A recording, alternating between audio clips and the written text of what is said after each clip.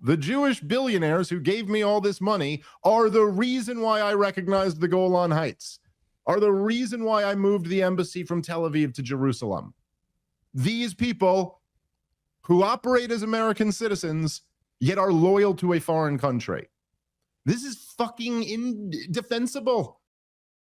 Dave Smith just revealed Trump's mask drop moment when it came to revealing the influence of the Israel lobby over the United States. I covered this in the previous video, but I did want to get Dave's take on him blatantly saying that it was because of the Adelsons, his biggest donors, that he recognized the Golan Heights, that he let him through into the White House, despite how that's not how it's supposed to work. And oh yeah, Miriam Adelson has greater loyalty to Israel than the United States. Let's get his take on this. Please like the video and subscribe to the channel.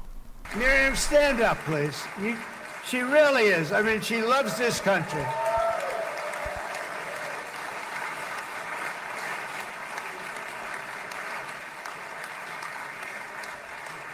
She loves this country. Her and her husband are so incredible. We miss him so dearly. But I actually asked her, I'm going to get her in trouble with this, but I actually asked her once, I said, so Miriam, I know you love Israel. What do you love more, the United States or Israel? She refused to answer. That might mean Israel, I must say. We love you. Thank you, darling, for being here. That's a great honor. Great honor. She's a wonderful woman. All right. I'm sorry, but that is just so wild that he said that out loud. And maybe I'm wrong, or I don't even know if wrong would be the word, because I'm not even saying I believe that, but it almost seemed like he was intentionally needling her. But even if not, it might just be that Donald Trump is Donald Trump. He just says the quiet part out loud because he's incapable of not saying the quiet part out loud. But either way, this is, and this is the thing, this is the dynamic that's really come to light in amongst the American public in a way like never before. That is not going anywhere. As long as this dynamic still exists, once people have seen it, they can't unsee it. But you are saying, I mean, just openly saying that this Jewish couple of billionaires, one of whom was born in, I guess, pre-Israel, I think. She was born in Palestine. The other of whom, Sheldon Adelson, has, I don't know if you've ever seen this before, Rob, but he's on record saying that his greatest regret in life is that when he served, he wore the U.S. military uniform rather than an IDF uniform, and bragging about how his kids were fine. Like, this dude, this is a multi-billionaire who was an American citizen who had his kids go fight for the IDF. You got to be, that is a level of zealotry, like that's a level of like these are true believers in the cause of a foreign country, even joking about how they are loyal to that country over this country. This woman has given Donald Trump hundreds of millions of dollars in his political campaigns. I think she gave him 100 million in 2024. He did. And he is literally saying, these people, the Jewish billionaires who gave me all this money, are the reason why I recognized the Golan Heights, are the reason why I moved the embassy from Tel Aviv to Jerusalem. These people who operate as American citizens, yet are loyal to a foreign country. This is fucking indefensible. Yeah, it is. He's exactly right. And I think this was a mask drop moment, which is contradictory to Trump intentionally trying to needle Miriam Adelson. That's not what happened here.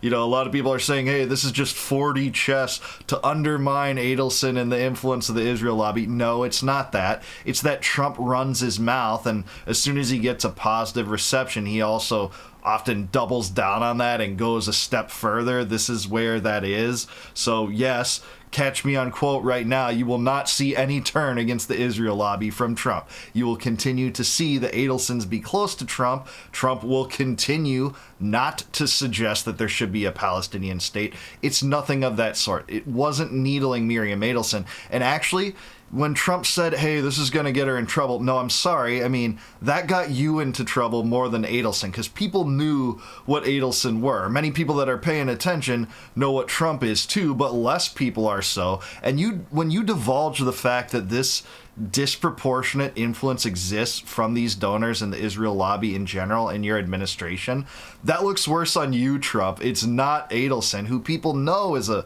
pro-Israel shill, overwhelmingly so. But there's been some delusion that you've been able to perpetuate that you're some independent, anti-establishment thinker, even on this. And more Americans are seeing through this. So no, this wasn't needling Adelson. This was running your mouth and letting the mask drop when you wouldn't exactly want that to happen if you look back on this and had second thoughts. Like, what can you say about this, Rob? Well, I think what Trump is doing here, it's classic Trump. It's the same as when the liberals were going after Trump with all of those horrendous lawsuits, and they just had this feeling of, well, we got to get him. Doesn't matter if we're being principled. We got to get him. I don't care. Do what you got to do. Play dirty. You got to get him. And Donald Trump has a similar thing, which is if he's winning, the American people are winning. And so something like this doesn't actually seem bad to him, because to you and I, we're like, wait a second, are you admitting that a Jewish billionaire gave you funds and you enacted a foreign policy because of the campaign donations that they made to you? And so to us, that's the worst thing anyone could admit to. Any foreign donation should not be influencing policy. We all understand it works that way. And your bigger donors shouldn't be able to just walk into the White House and discuss their agenda with you. We all understand that it does work that way. But those are things that you should never say out loud. Yeah, this is exactly right. That's exactly what this is. Trump letting his ego lead the way, thinking that his supposed victories, which aren't even that, are to be conflated with victories for America, when everyone looks at this that at least has some reason and says, no, this is preposterous. This is the prioritization of a foreign country over that of Americans. How could it be a victory? But to Trump, this is a victory. So I think Robbie is right about that. And I think the same people that are saying, no, this is some grand 4D chess strategy for Trump to undermine the Adelsons, are kind of the same people that said, oh no, look at after this war with Iran, Trump is actually mad at Netanyahu. He said the F-bomb. That's proof positive. When that never manifests into actual policy or leverage against the Israel lobby, against Israel in general, against the Adelsons, the pro-Zionist donors that clearly have disproportionate influence in this White House. They always say, oh no, he's actually mad at them, but he never turns to be mad at them. It's all theatrics, again, that doesn't translate into policy that would lessen the stranglehold of pro-Zionist donors like Adelson and the Israel lobby. But to Donald Trump, look, I managed to get these people to give me enough money that I could win in campaign, and all I had to do was give this to them in return. To him, that's him winning, and his base is so stupid that when he's winning, they feel like they're winning. So he's saying the quiet part out loud in terms of when he pokes at her with she loves Israel even more. That's just classic ADD Donald Trump. And it's neither here nor there, where he does like to kind of jab at people to show you, hey, I'm the boss here. But I don't actually think he was trying to slight her or take aim at her. I think that's just maybe not classic Donald Trump, like ADD aside. No, you might be right about that, but it was also, he also did have that weird, we don't have to play the video of that. You did send that earlier, Rob, but also just the moment where he starts saying you should pardon Netanyahu and all this. It's like, he doesn't have any pardoning power. He's just bringing up that Netanyahu has these charges, like looming in the background. Like, it's like, it's so funny. It's like on the day that you're celebrating signing the ceasefire agreement, and you're like, look, and you really shouldn't put this guy in jail. A lot of people are saying he should go to jail, but I don't know. I say he shouldn't go to jail. They're saying he did terrible things.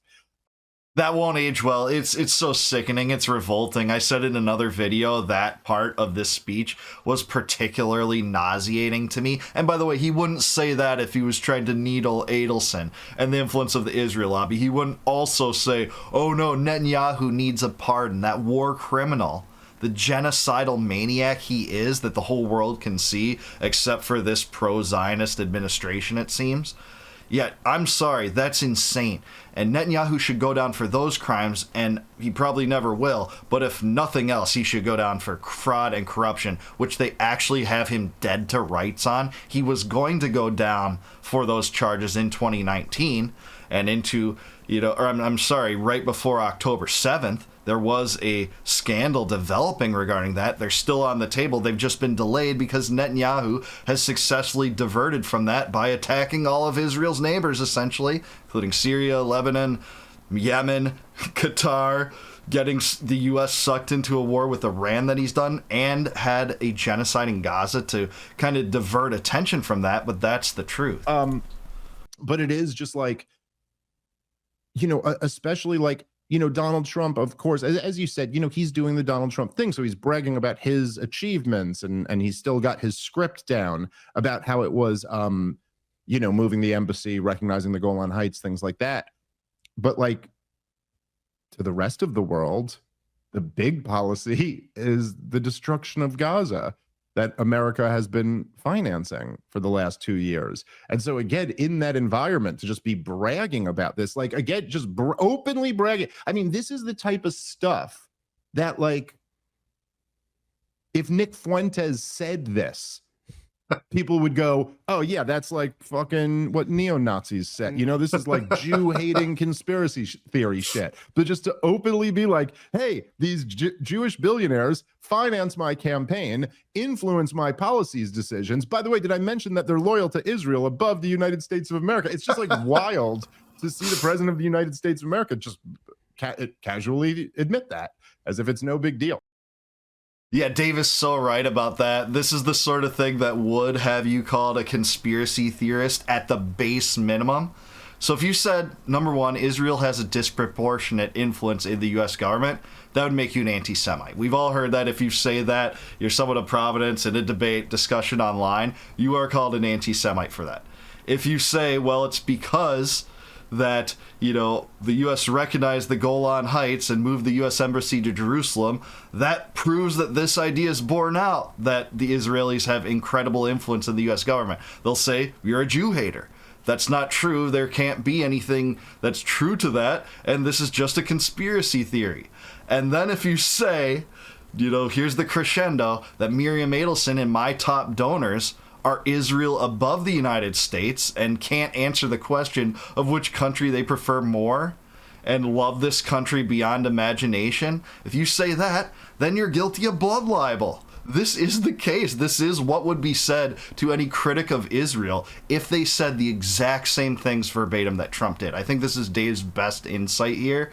This is just a mass drop moment, putting it on display for all of us to see, knowing that this truth exists. Seeing the president just say it openly is wild. And I do think it's because he can't help but run his mouth. It's his ego in the lead of everything, with everything else following after that. But the American public sees, and hopefully more and more eyes will be open to this fact and how revolting and underhanded and counterintuitive this entire unholy alliance is, this Israeli-U.S. relationship, which Americans should want no part of.